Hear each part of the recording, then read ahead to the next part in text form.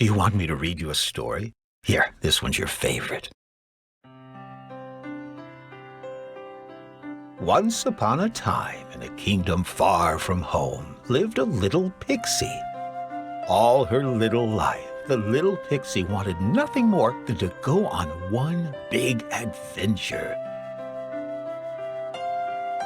One day, all the creatures in the realm were sad because the sun had ceased its sparkling shine. So the little pixie decided to travel across the land on a thrilling adventure to bring back the sun. In the Garden of Eternity, she encountered an ancient guardian. He promised to grant her one wish if she could traverse the land, climb to the top of Mount Vale, and reach the blessed summit of the Wolf. But the journey would be long and hard. First, she traveled to Circlewood Forest. There, she befriended the suspicious scions and taught them not to fear strangers.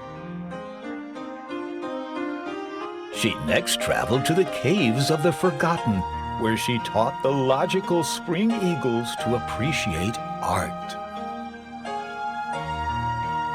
In Moonlit Marsh, she encountered a lonely warlock and taught him the power of friendship. Near her destination was Scarwood Keep, where a large and terrifying dragon was terrorizing the villagers. But the little pixie scared off the dragon, and so the villagers were safe. Exiting the keep, the little pixie arrived at her destination, Mount Vale, where she began her long and arduous climb. Finally, the little pixie stepped to the top of the mountain and reached the summit of the Wolf. "And what gift do you wish me to bestow upon you?" asked the guardian. "I wish for the sun to be free," answered the little pixie. And so her wish was granted. The sun shone in the sky once more. And the little pixie was able to bring bright light back into the kingdom. All the creatures rejoiced, and the little pixie lived happily ever after. The end. I'm too old for that book, you know. It was your favorite when you were a child. I'm not a little girl anymore, in case you hadn't noticed. You're right. You're certainly not. Forgive a father's nostalgia. Good night, my little pixie. Good night, Daddy.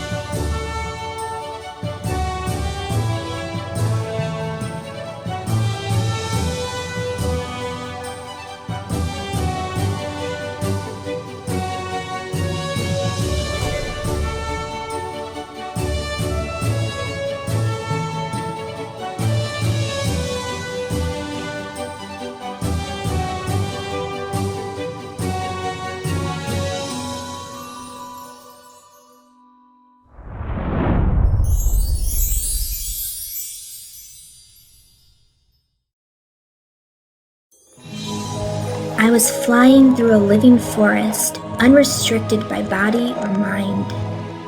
As I soared past the tree line and up to the horizon, I knew I was free,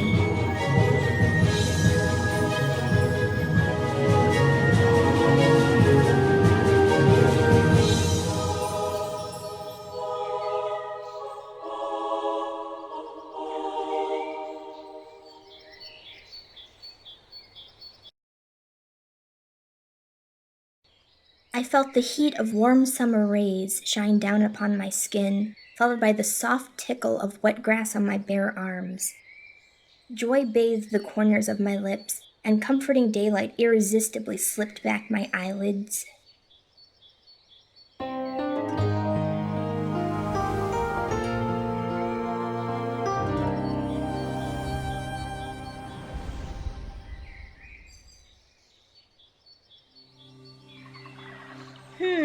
No sun. This all seemed so familiar, so why couldn't I remember it?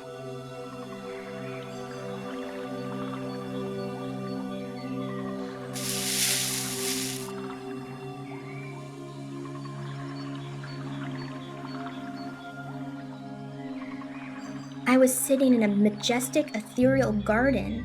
A beautiful, angelic woman stood before me, smiling with unconditional maternal love.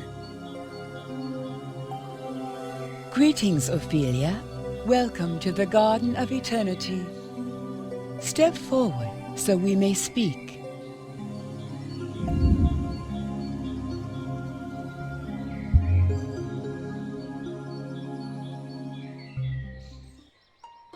This garden is beautiful, miss. The Garden of Eternity is my home, as it is home to all goddesses. It exists outside of time and space. Only the purest may enter this hallowed place. Its waters flow into your world, filling it with life. Here you will find safety and comfort, for no harm shall come to you whilst you remain within these walls.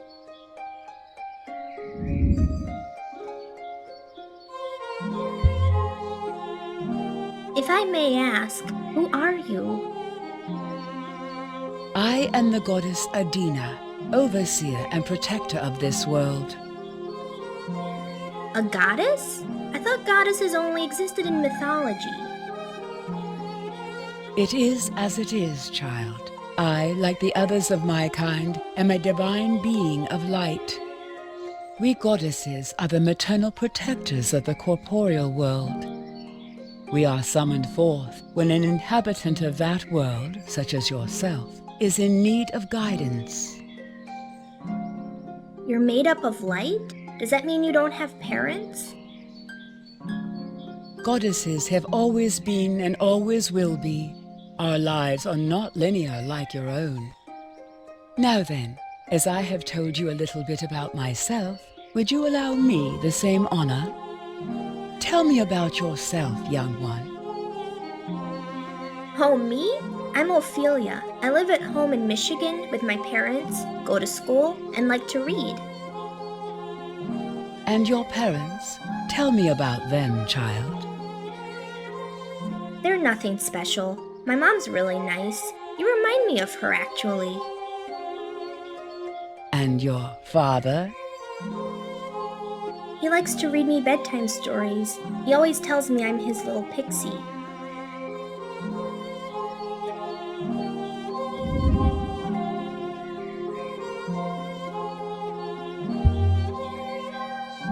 May I ask how I got here, to this garden? The same way all do, young one, through turmoil and pain. Turmoil and pain? I'm afraid so, child. You were attacked by a malevolent beast. I brought you here so that you could recover and heal.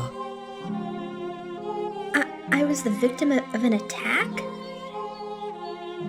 Not a victim, a survivor. But I don't feel hurt. Not all attacks are solely physical, young one. If I was attacked, then why don't I remember it? You will when the time is right and when you are ready.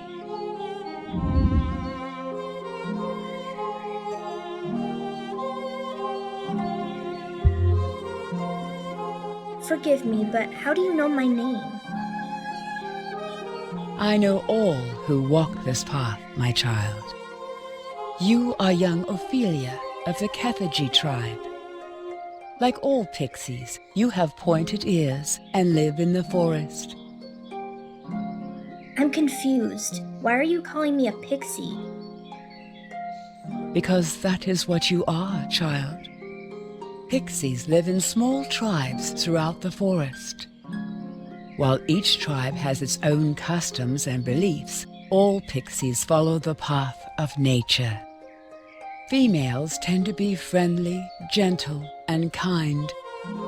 Males, however, are aggressive hunters who track wild game through the forest for sport. That doesn't sound very nice. It often isn't, especially when the hunted are sentient, benevolent creatures. So, I'm not human? Do you feel human? No, I don't suppose I do. I've always felt different. It's been a pleasure meeting you, but I really just want to go home. Can you tell me how to get back? Of course. To find the answer you seek, you must drink from the pond of knowledge. It lies high atop Mount Vale at the summit of the Wolf, located at the far end of the world. But be warned, young Ophelia, for your journey there will be long and perilous, and you will face many obstacles along the way.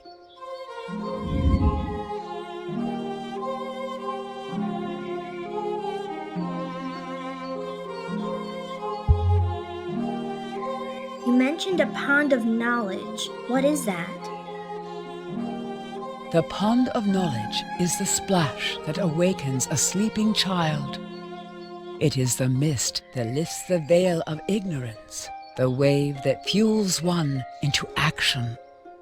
It is a place that too few have been to, and from which no one can ever return.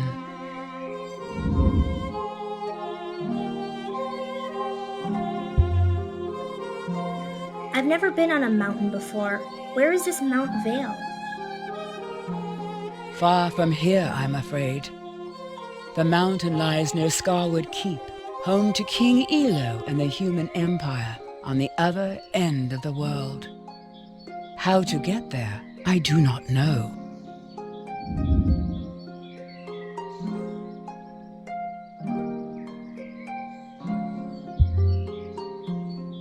Why is the top of Mount Vale called the Summit of the Wolf? Why are you named Ophelia? Why is this place called the Garden of Youth? Why is anything given a name, young one? The label matters not. It is the destination itself that you must seek. You said I'm going to face many obstacles on my journey. What should I expect? I wish I could say, my child, but only time will tell. One thing is certain. When you get there, you will never be the same again. But I'm not sure where to start. If I'm going to go on such a journey, I'm going to need help. And so you shall have it. Follow your guardian, Ophelia, the White Wolf, for she shall be your guide. The White Wolf? Wolves are sacred creatures. They appear to those who are lost and help to guide them. Not necessarily where they want to go, but where they need to. But I don't see any wolves. In order to follow a wolf, you must first summon one.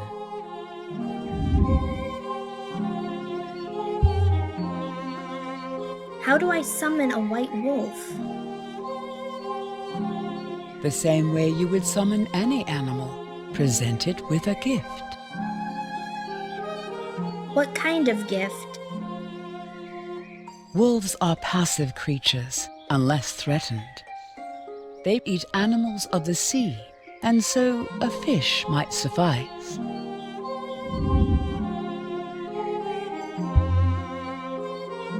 Why does the wolf I summon have to be white? Why not black or gray? The color of a wolf's coat can change based on the mood of the person who looks upon it. As one's emotions darken, so too does the wolf's coat. Given your youth and innocence, your guide's coat will be as you yourself feel inside, white and pure. Thank you for your guidance, Adina. I'm going to look around.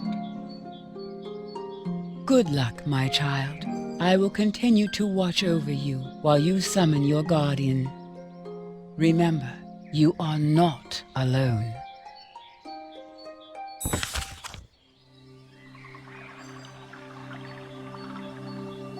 The water is crystal clear.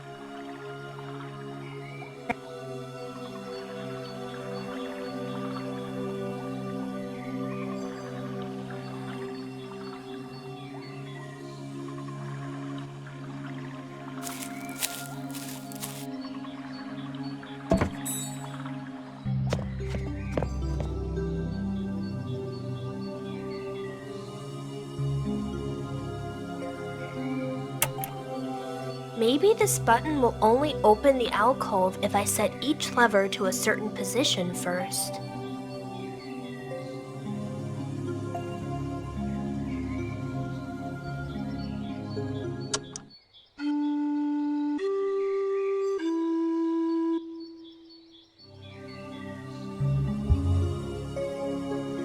The Garden of Eternity, a mystical Eden-like environment that is home to the goddesses. The Garden of Eternity is surrounded by a flowing white mist, giving the whole area a surreal, dreamlike feel. The centerpiece of this garden is a large pond known as the Pond of Youth. Only the purest may enter into the Garden of Eternity, and those who do are instantly filled with feelings of peace and contentment.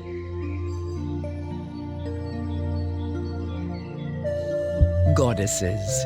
Goddesses are divine beings of light that manifest themselves as mother figures in the corporeal world. They have magical abilities and appear when a lesser being is in need of spiritual guidance.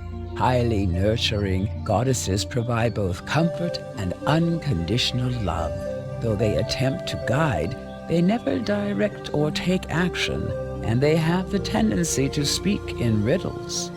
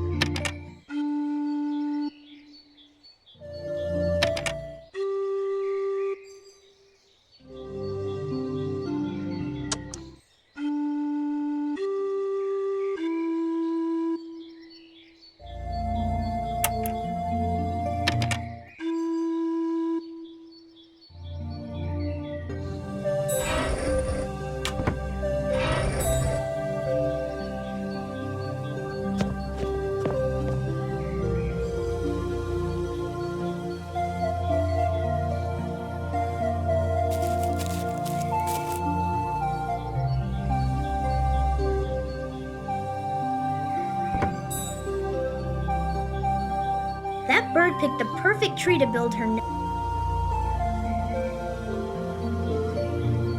That bird picked the perfect tree to build her nest.